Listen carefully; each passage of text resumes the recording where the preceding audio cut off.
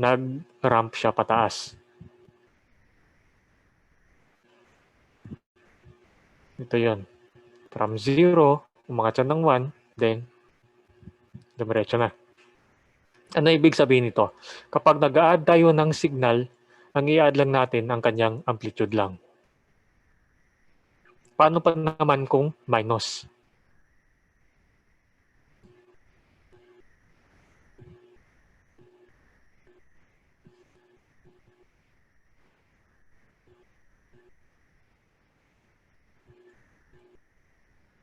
Yan. Ganyan ang mangyari kapag negative yung isa. Halimbawa, negative ang ramp, syempre, pababa yun. Isa-subtract mo lang yung kanyang mga amplitudes. Paano nangyari? 'Di ba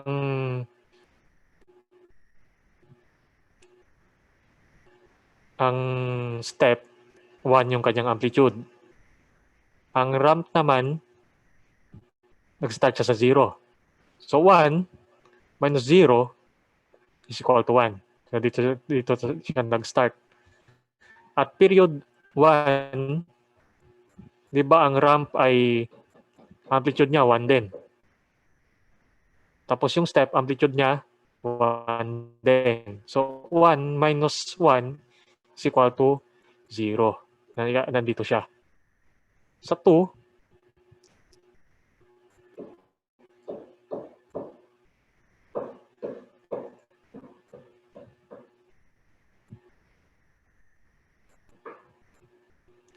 naman,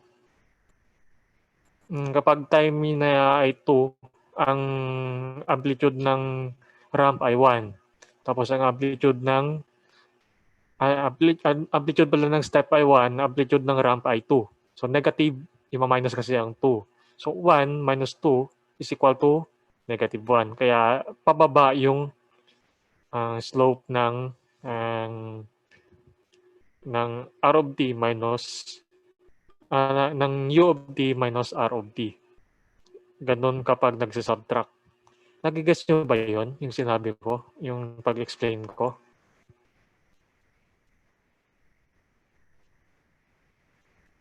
Sige.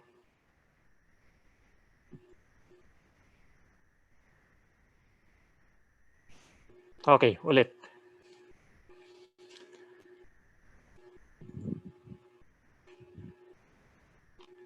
Okay. Yung kulay green na ito, representing step.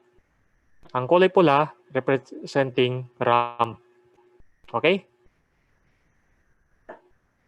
Ngayon, kapag ramp plus step, addition na, sum. So, off ko muna itong minus. Kapag sum, nakita nyo dito. So, umpisa, 0 ang ramp. Ang step, 1.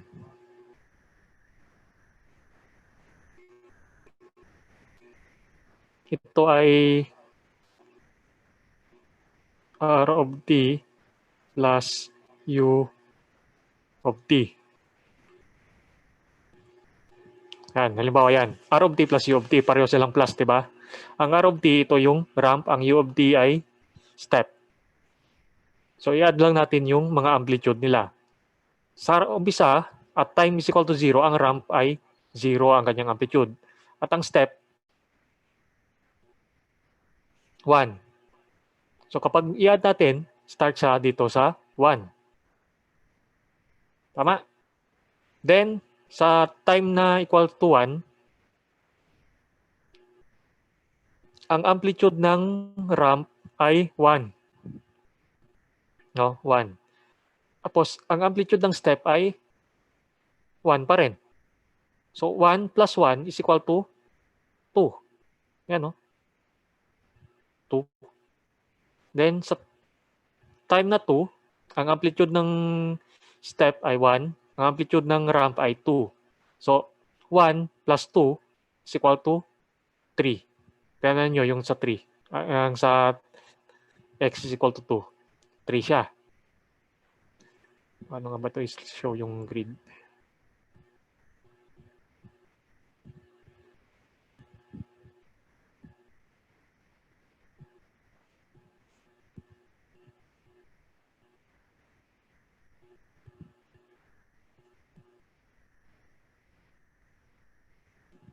Yan. Okay ba yan? So, 2 sa x is equal to 2, 1 ang amplitude niya. Plusan mo ng amplitude ng ramp na 2, 1 plus 2 is equal to 3. Ayan, 3. So, connect mo lang yung dots na yan. Yan na yung itsura ng R of t plus U of t.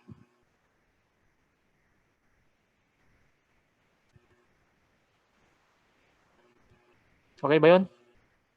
Nagets na yung plus. Paano naman kung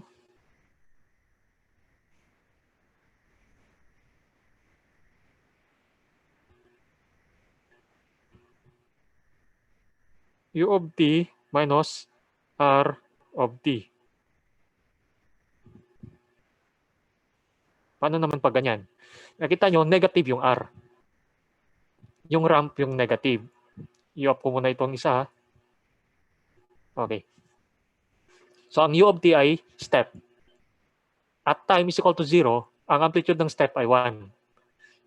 Ang amplitude naman ng ramp ay 0. Tama? So, 1 minus 0 is equal to 1. Dito yan. Show ko ito. At time is equal to 1. Ano ang amplitude ng step? 1 pa rin, di ba? At ang ramp naman, ang amplitude niya, 1 din. Kaya lang, ang ramp, negative. So, 1 minus 1 is equal to 0. Kaya ang difference nila, nandito sa 0. Yung dot, yung point na yan. Next, at time is equal to 2. Ang amplitude ng step, 1.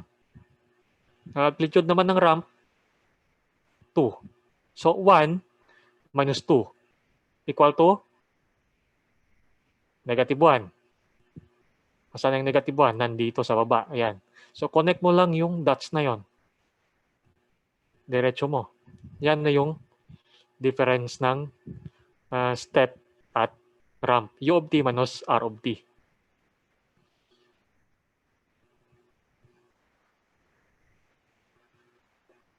Paano naman pagbaliktad?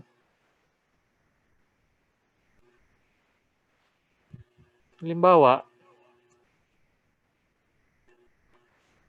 R of t minus U of t.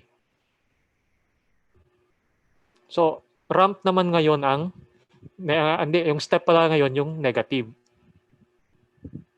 Off ko ito kasi ito lang naman yung fundamental natin, R of t at U of t. So, gagawa ko panibago. Anong kulay?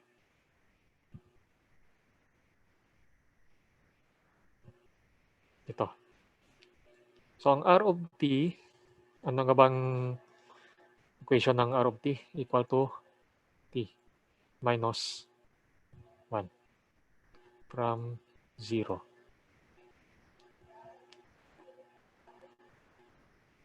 Pangit ng kulay.